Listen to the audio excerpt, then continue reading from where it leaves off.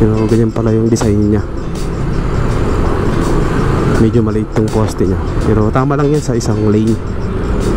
Kanan tayo dito. Oo, tapos na nga ito. Uy, nakalagpas na nga. Wow,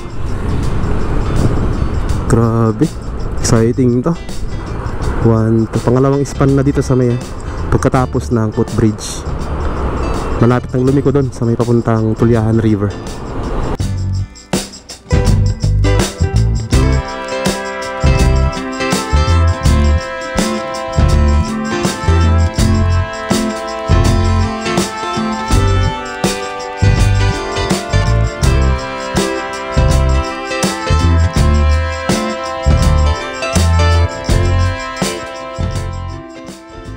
Good morning guys, nandito tayo ngayon sa may Quezon Avenue. At ngayong araw ay mag-update tayo sa Nalex. Pero bago tayo makarating doon, i-update muna natin itong dito, yung off-ramp na ginagawa nila. Dito lang yan sa may harapan natin. Ayan, dito mukhang tapos na yata to. Ayan o, wala na yung mga scaffoldings dito. Ayan, ganyan pala yung forma nya. Kasi nung nakaraan update natin, marami pang dito mga scaffoldings. Pero ganyan pala yung design niya. Medyo maliit yung poste niya, pero tama lang yan sa isang lane. Kanan tayo dito. Oo, tapos na nga ito. Open na kaya ito. Yan siya. Yan, ito yung ginagawa nilang off-ramp dito sa harapan natin. Dito lang yan sa may malapit sa Quezon Avenue. Yan, yung manggagaling sa south papuntang norte o northbound ay pwede kayong mag off-ramp dito, lampas ng Quezon Ave. Yan, yan siya. So check natin sa drone kung kumusta to.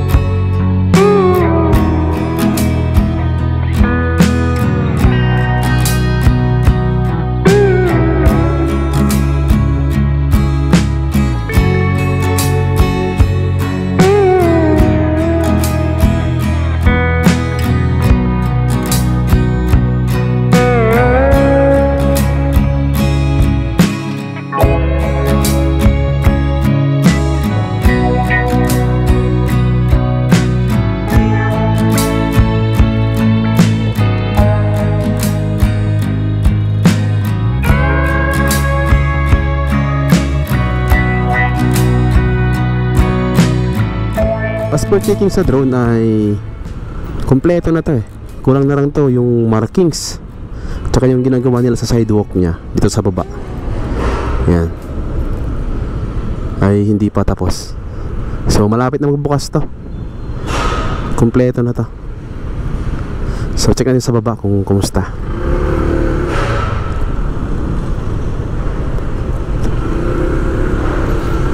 Yan dito sa may sidewalk niya yung ginagawa pa Pero ito, pinaka slab niya, yung dadaanan ay kompleto na. Ayan. So malapit-lapit na buksan to. Malapit-lapit ng panginabangan to ng ating mga kababayan. Alright, so yan, diretso tayo sa may Nalex, dun sa may Balintawak. Let's go. Yan, sana ngayon ay marami nang natapos dito na span na nalagyan ng precast concrete slab. Tignan natin.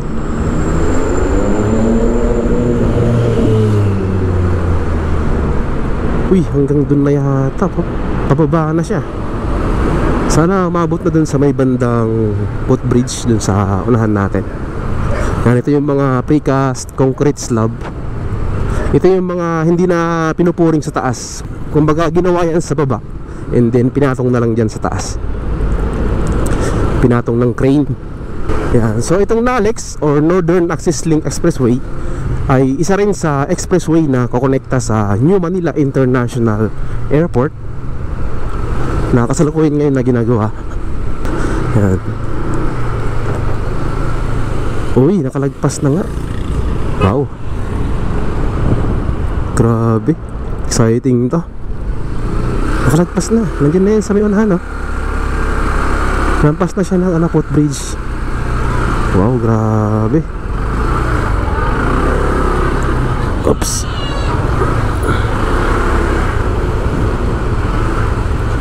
Ayan na siya. Wow, wow. So ito na yung NALEX o Northern Access Link Expressway. Ito naman yung on-ramp para sa papuntang south na Skyway Stage 3. Ayan, ito sa bandang kanan. Ito naman sa may bandang inner lane ay papunta yan sa Cubao o EDSA, Balintawak. Yan. So ganito pala dito mga kabayan. Exciting to. Marami natapos dito. Halos mahigit 2 linggo tayong naka-update dito. Ito pa, merong pang isang parang konting dito, konting mga slot na hindi pa nalagyan ng concrete slab. Yan siya. Pero malapit makompleto yan. Dito rin sila sa kabila. Ayan, papuntang Balintawak Toll Plaza. Ikot tayo.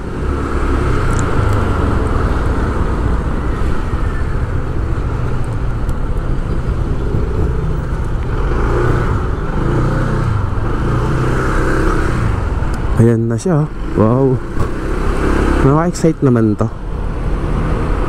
Ayan, nandyan na siya. Pangalawang span na dito sa may pagkatapos ng footbridge. Malapit ng lumiko doon sa may papuntang Tulyahan River.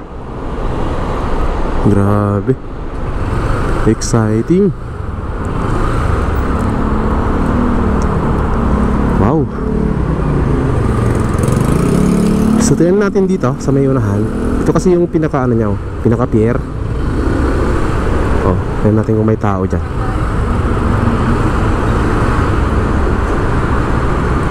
Wala. So baba tayo dun sa pinakababa. Tingnan natin ito.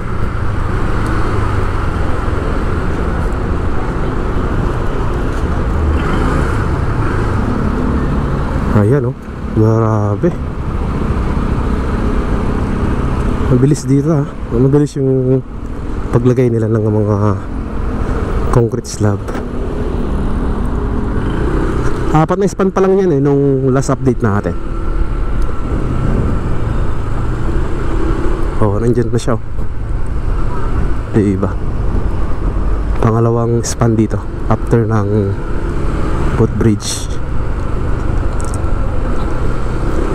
Baka nga mayroon ng ginagawang hukay dito. Tignan natin sa may bakanting lot.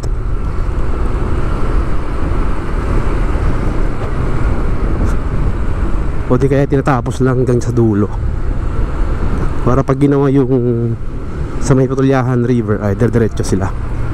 Pwede rin ganun. Ayan, ito yung pinakalas na poste dito. So hopefully meron nang ginagawa dito na hukay.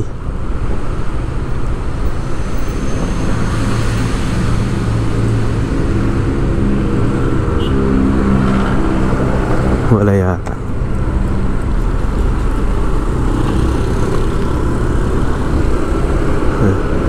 Wala pa yata. Itong NALEX na to ay malaking bagay ito pag natapos, kasi ito yung isa sa expressway na kukonekta sa New Manila International Airport at kukonekta rin to sa bayan ng Pangasinan, yan, Pampanga. Dire-diretso hanggang Tiplex. So maganda itong na to, project na to. So hopefully ay matapos agad at magamit ng ating mga kababayan. So ayan, magpalipad tayo ng drone para makita nyo yung taas naman kung ano na yung resulta o pagbabago. Let's go.